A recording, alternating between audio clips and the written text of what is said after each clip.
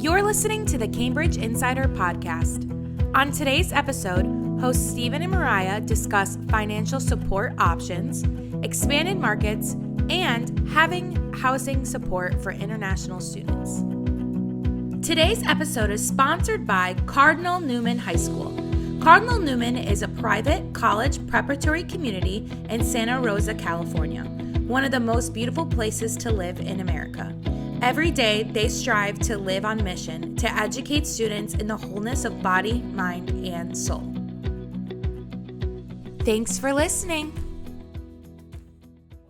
Cambridge Insider Podcast time. Hello, everybody, and welcome to another episode of the Cambridge Insider Podcast. As per usual, my co-host Mariah Thompson. Mariah, how are we? Doing good. It's finally hitting some fall weather here in Texas, so got my sweater on, which we love. It has not felt like a normal fall quite yet down here, but now it is. I'm doing good. And for our listeners, Mariah will be moving up north again. I don't know if I should be sharing that, but I did share that, so I hope that's okay. It's okay. I'm sure it was going to pop up at some point in the podcast that I don't live in Texas anymore and I live in New York, so it was going to happen. It was bound to happen.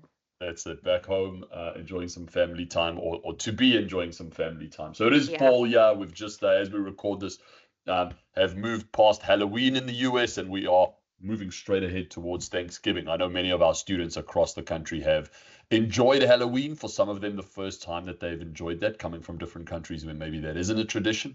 And we saw some great content, some great photos of our students enjoying that. And of course, Thanksgiving is such a huge, day on the calendar in the US that I know many of our families are, going to give their students some great experiences, some real Americana when it comes to Thanksgiving food and just being joyous with their families. We're looking forward to that, I'm sure. Yes. Mariah, I know that we promised our listeners in our previous episode, we're going to sort of finish off that article that we were chatting about. I'm going to give it over to you. Maybe just give us a little recap, of where we are, and then we can move from there. Yeah, so last episode, if you have not listened to it, go back and take a listen.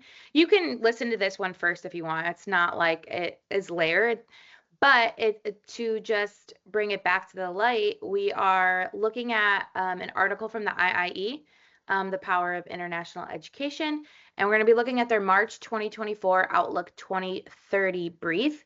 So basically, this is a foundation that takes a look into international education, and they do substantial amount of research, and they always do a yearly review. But last year, they took a deep dive into the next 7 years into international education and what that will look like. So we talked about the first half-ish of this article in the last episode.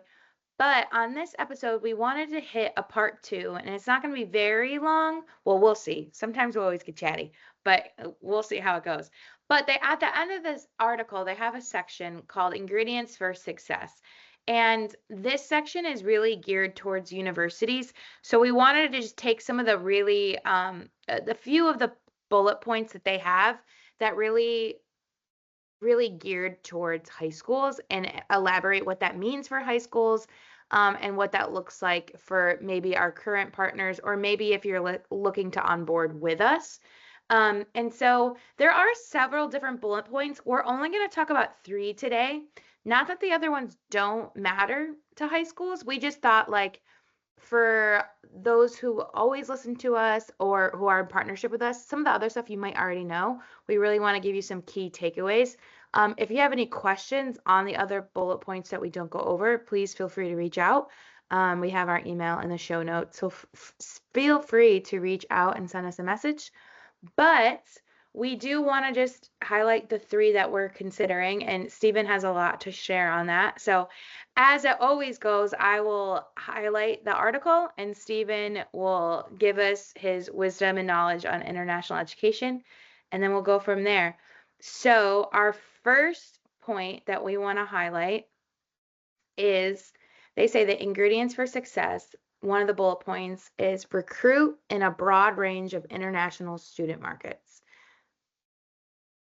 I mean, what does that right, mean? So so crucial, right? When we chat to new partners and even existing partners, for a long time the F1 high school market was dominated by China, mainland China, and we primarily continue to see a ton of students come from that area, and it's a great feeder area. A couple things that I think are important about that.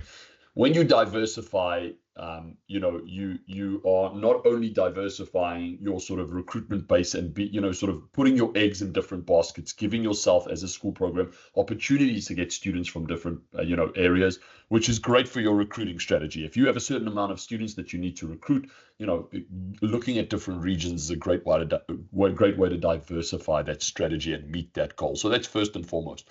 Secondly, it's a great way to add diversity to a campus. When we talk about diversity, it isn't simply just students from a different part of the world. It can be several students from several different parts of the world. And I think more and more students, schools and school partners are looking for students outside of mainland China. So specifically at Cambridge, two of the other areas that we focus on is Vietnam and Korea, that offer, a great number of students that are really interested in coming to the US. Important to remember, and I know we'll deal with this point a little bit later on as well, those students often come in at different price points. So if you are expecting to get, X amount of students from China and then, the same amount of students from Vietnam or from Korea, understand that you're likely going to need to drop your price point in order to get those students to see traction in those markets. Typically, those families maybe don't have the financial means as the students and the families do in China. So if you are pitching at a quote unquote Chinese price point for, Vietnam and Korea, it's likely you're going to see very little traction come from those markets. But in saying that, understanding that they offer a great amount of diversity, that's, I think for a long time, and I say this respectfully, I think a lot of, schools in the US went, oh, these are students from sort of Asia, Southeast Asia. But there's so much great diversity in those regions, and that's important to remember. And these are different students that offer different focuses and that offer different passions and that add different types of diversity to, to a college, to a school campus. So I think that's really important to know. The other thing that I did want to mention is that digital marketing has allowed us to be very, very diversified in our approach, right? So we can reach families, we can reach students in areas that we weren't able to do before. Typically, any recruitment network is set up by people on the ground that go out and they network and they find students, right? They sell your program. They say, this is a great program in New York. You should be interested in coming. But there are only so many people. You can't have people in all parts of the world. The digital, and Cambridge Enhanced Marketing has allowed us to really reach people digitally in areas that we never had access to. So, if you are looking to diversify, we can really recruit students from all over. But even just thinking about diversifying within mainland China, for the predominant amount of students from mainland China come from the very wealthy areas. We're talking about, on a basic level, Shanghai, Beijing, and Chengdu. But there are areas in the west and there are areas in the north and the east that maybe are a little poorer, but offer a tremendous amount of diversity, or almost offer a different nationality student, and I mean that as respectfully as possible, but they are so widely diverse within mainland China that really looking to diversify also where you get your students from. And I think a digital approach, any digital approach, gives you access to those students. So super important. Yeah, it's all really important stuff. I wanted to touch back on what you were saying because it goes right back into this next bullet point. But you were talking about when you are recruiting students from different areas, depending on what country they're coming from, you might have to change the price point. And so this next bullet point we're discussing, it's consider financial support options for international students. And so you were able to speak on this. Could you give us some examples of some schools that you've worked with of how they've done this and how it was successful for their program? Absolutely. So we have a couple of these examples, but one in particular that comes to mind is we, about 3 years ago, there's a West Coast school that we brought on. I won't mention the name just for sort of, being respectful of privacy, but there was a West Coast school that we brought on that was looking to build up an international program. They were priced fairly well, but we understood that given where the school was in a very competitive area, given the type of program that they offered, likely they were going to struggle to recruit from mainland China, right? Just because of the types of programs that they were offering, where they were located, sort of on the West Coast. So we went to them with the proposition of, let's start a Cambridge Enhanced Marketing, initiative or campaign for you, a 12-month campaign for you. But let's also price you super, super aggressively, with the knowledge that once we can start recruiting, students at that price point. So that price point is going to be almost like a fire sale, is what they say, I think, in sort of business terms, really getting people excited and interested in your program. And once you do get them excited and interested, and once they start enrolling and being really successful, that in itself is going to be marketing, right? So when students graduate and they go, I had the greatest 4 years here, many other students are going to know about that. They're going to talk and they're going to want to enroll in this program.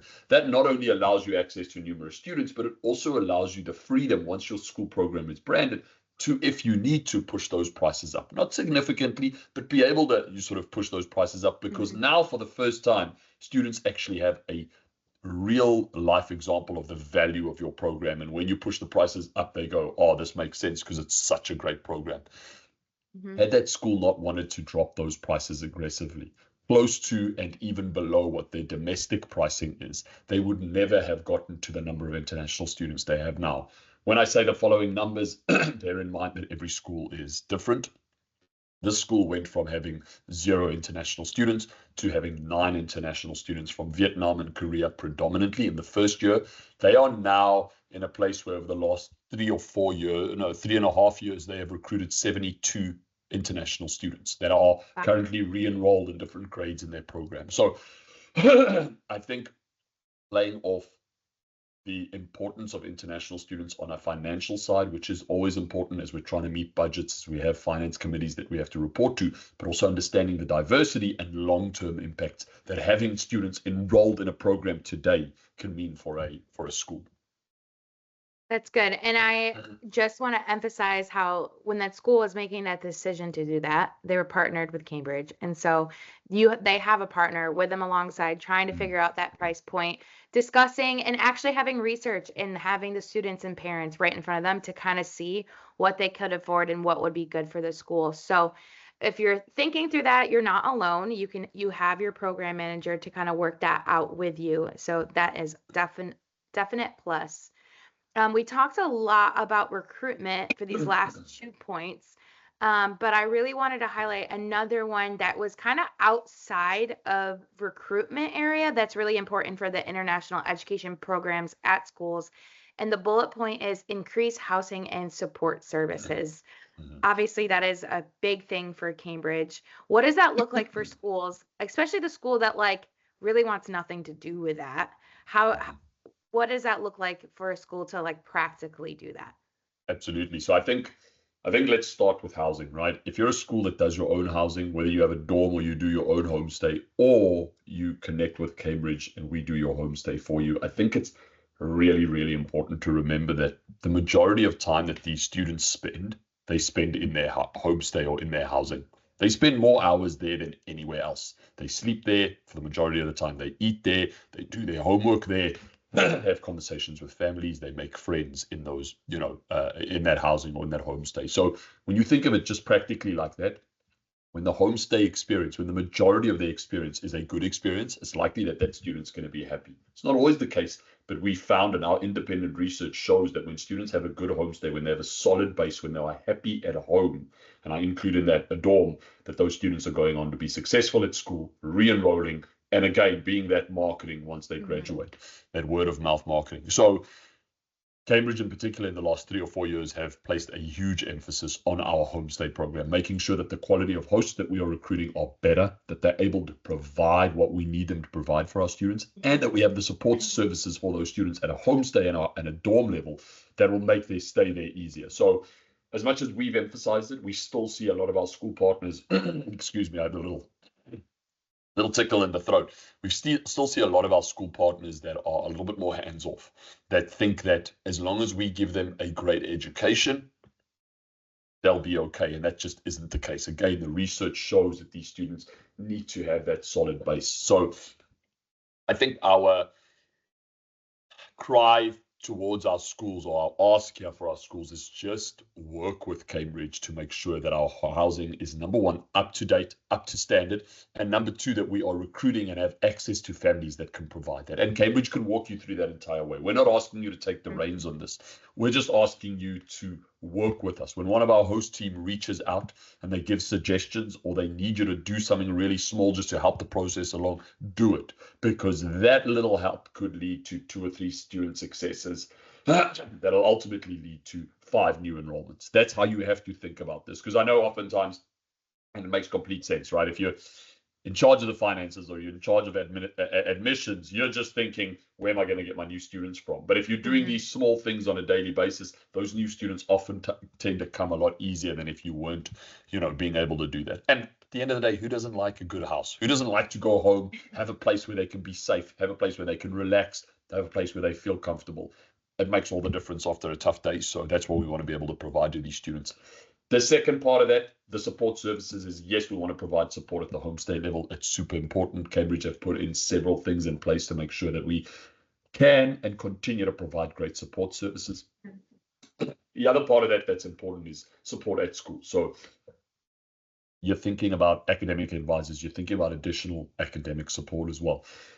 At Cambridge, we have partners that do a lot of their academic support themselves, and that's wonderful and that's awesome. But for schools that don't have that, understand that we have that we can provide that for you as an extension of your service. And what we've done, especially this year, is being very transparent with our school partners to say, we want you to make use of our services as if they were your own. They're great services. They're some of the top standards in terms of academic support. Make sure that any student that, that comes to your campus has the ability and the access to these support services. And we'll put a little bit more information in the show notes about what we can provide exactly. Yeah, and I just want to emphasize all these extra support services that we have, especially for Cambridge students. Now, if you have other international students or you're not a partner with us, we still have services that are available for non-Cambridge students.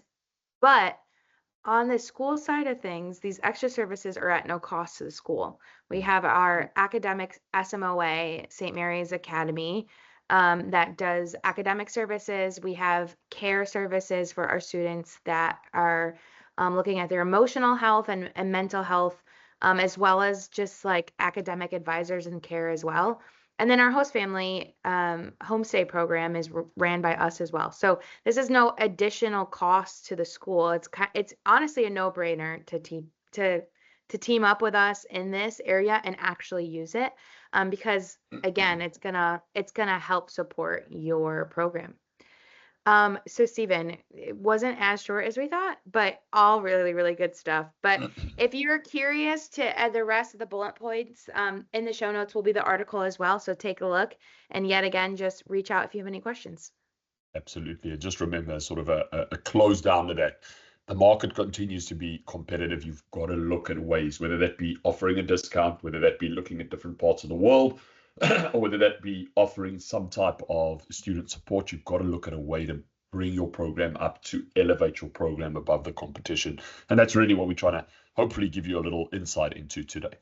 Mariah, as always, your insight, your facilitating of all these conversations is awesome. I appreciate you. I hope that you have a great Thanksgiving, as I believe we'll only be recording again after Thanksgiving. Not that you and me don't speak every day. To all of our listeners, remember to like, listen, subscribe. Happy Halloween, happy Thanksgiving, and we'll see you around the next episode of the Cambridge Insider Podcast. Bye-bye, everybody. Thanks for listening to the Cambridge Insider Podcast. Don't forget to like and subscribe to our YouTube channel to never miss an episode. For more Cambridge updates, follow us on Facebook, Instagram, and LinkedIn. Have a great week and stay connected.